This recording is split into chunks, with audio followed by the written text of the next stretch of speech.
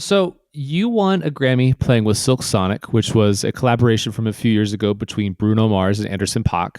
Um, how did that project come about with your involvement, and what were the sessions like? Well, I met Bruno, geez, 15 years ago or something. I mean, right when he started to blow up. He actually like beat my ass in Nintendo Wii. We were playing tennis, Nintendo Wii. And yeah, we talked about doing something way back then. And then my best friend has been his engineer for many, many years. And what was cool is that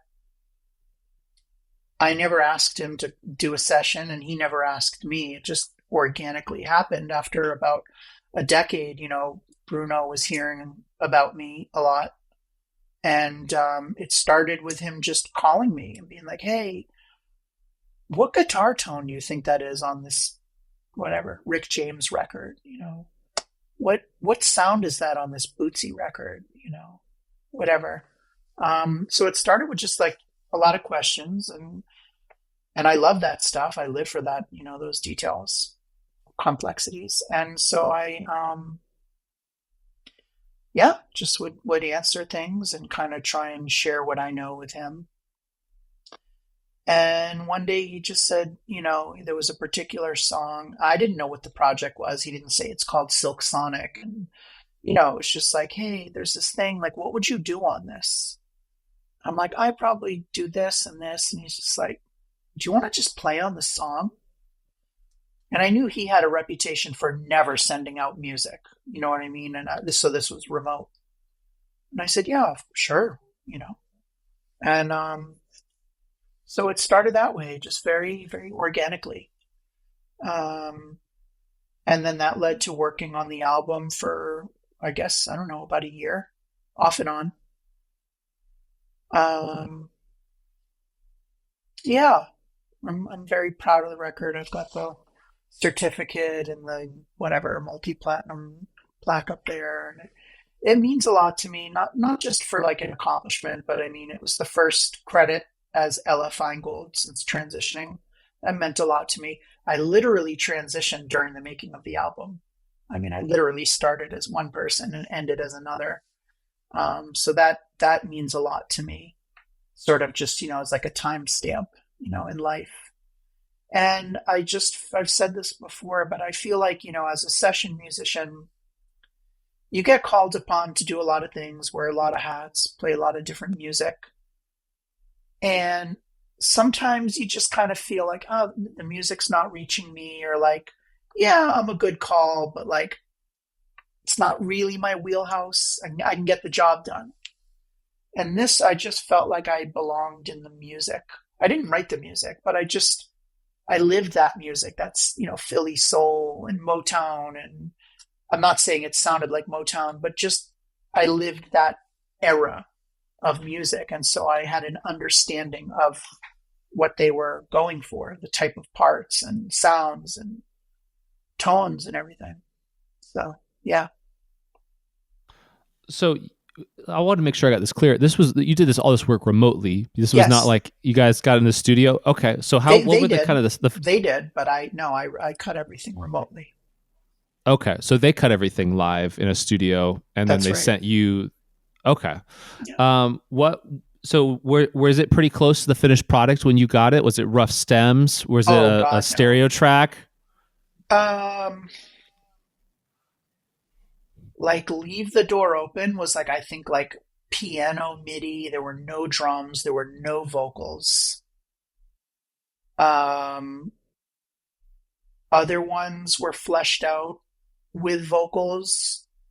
Other ones there were no vocals. Some had stems. Some was just a two mix. Um, yeah. And then were there any like instructions from Bruno or Anderson about these records? I mean, was it like do whatever you want? Was it like just I just feels like it's such a important stylistic record of the last decade, right? Like, I mean, it's a cornerstone. People know where they were when they heard that record. I mean, Leave the Door Open has over 1 billion streams. I mean, it's a monumental record. I can't imagine Bruno or Anderson .Paak being able to like let you have free reign. But I mean, what was their input in it? I mean, did they have were they send you back a list like, oh, we don't like this, we want more of this, or I mean, how many drafts were you doing? Was it? I mean, what was the I workflow like? actually never talked with Anderson about it. I only talked to Bruno. Yeah, I never talked to Andy. Um, I mean, we follow each other on Instagram, but I didn't know he was even involved in it. I didn't know it was still called Silk Sonic. I thought I was working on, I don't know what, a Bruno Mars album or something, or something he was producing. No, I mean, he would be like, oh, I'm thinking, Ernie Isley here. Oh, can you give me some acoustic strums here? Take a solo here. Give me that like candy. Can you give me some candy? I call it candy just like when I do sound effects or transition sounds or whatever. So, sometimes it would be like, hey, can you replay this with a better feel or tone or whatever? So he would give instruction and then I would just um, interpret. I mean, sometimes I would literally give him what he wanted. Sometimes he would say something, and this isn't meant to sound condescending, but I'd be like, I know you said Ernie Isley, but in my head, I know what you actually mean is this. You know what I mean? And a lot of what I do as an orchestrator and as a session musician, I feel like is like playing the game of guess my favorite color, you know? So, and again, that's not a discredit to any artist I've ever worked for. It's just sometimes you might have a more refined reference where you say to someone, oh, I need some rock shit. Give me some Jimi Hendrix. But what you actually mean is, I don't know, Gary Moore or Nuno Betancourt or whatever. Like you mean rock, but you mean a little more of this kind of thing. Um, and sometimes you just know, like, just replay the thing or give them some options or, every song is a little bit different in terms of what it needs and what you're told to do. And, I just view what I do as I'm there to help. So I certainly always want to have the attitude of helping and never like, wait till they get a load of this. Like, I know they told me to do this, but wait till they get a load of this. Like, it's like more the attitude of, I'm going to do what you asked of me and maybe 7% of wait till they get a load of this. And just, just a little bit like, here's a couple of sound effects if you want them, or, here's a track of licks if you want to pepper them in. Like that's what I mean by it. Okay, so I have to ask: is that little in the beginning of "Leave the Door Open"? Is that you? Is that you? Yeah, that's me. Yeah. How Yeah, did you it's get that just, sound? well, it was an L5 and it was an Echoplex, a real tape echo, and a Maestro phase shifter. It was a Fender Blues Junior, I think, and some reverb, an EMT plate, and just doing this little.